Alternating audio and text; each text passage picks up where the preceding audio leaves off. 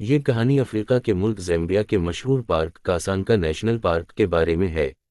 इस पार्क को ज़्यादातर इसके परिंदों, खासकर दुनिया की सबसे बड़ी बीट माइग्रेशन के लिए जाना जाता है, जब लाखों की तादाद में बीट चमगादड़ें हर साल यहाँ आती हैं। लेकिन कुछ लोग यहाँ के बारे में ऐसी कहानियाँ सुनाते हैं जो आपके होश उड़ा सकती हैं। कुछ साल पहले एक ग्रुप ने रात के वक्त इस पार्क में कैंपिंग का फैसला किया। वो चाहते थे कि रात की पुरस्कार खामोशी में जानवरों को देखें और इस अनोखे जंगल का तजुर्बा करें। जैसे ही रात गहरी होने लगी, जंगल में एक खौफनाक खामोशी छा गई। हवा रुक गई और पार्क के चारों तरफ अजीब वाओ गरीब आवाज़ें सुनाई देने लगीं। कभी कभी ऐसे लगता जैसे कोई दूर से चीख रहा हो, और कभी ऐसा महसूस होता जैसे किसी की आवाज़ सुनाई दे रही हूं। अचानक एक कैंप में मौजूद एक शख्स ने देखा कि कुछ अजीब वाओ गरीब साए उनके खेमे के इर्द गिर्द चक्कर लगा रहे हैं। जब उसने अपने साथियों को बताया तो सब खौफजदा हो गए।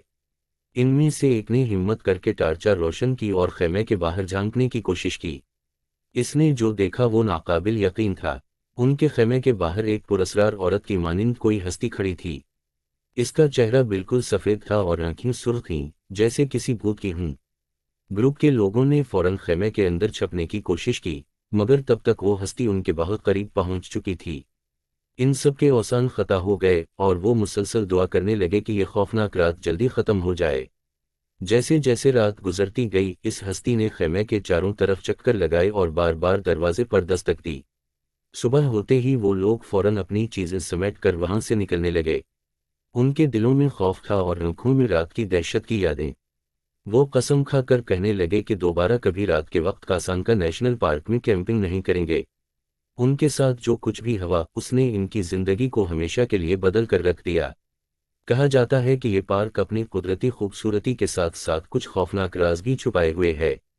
आज भी लोग इस पार्क में रात के वक्त जाने से कतराते हैं। कुछ लोग कहते हैं कि ये हस्ती उन लोगों की रूहें हैं जो कभी यहाँ गुम हो गए थे और आज तक वापस नहीं आ सके।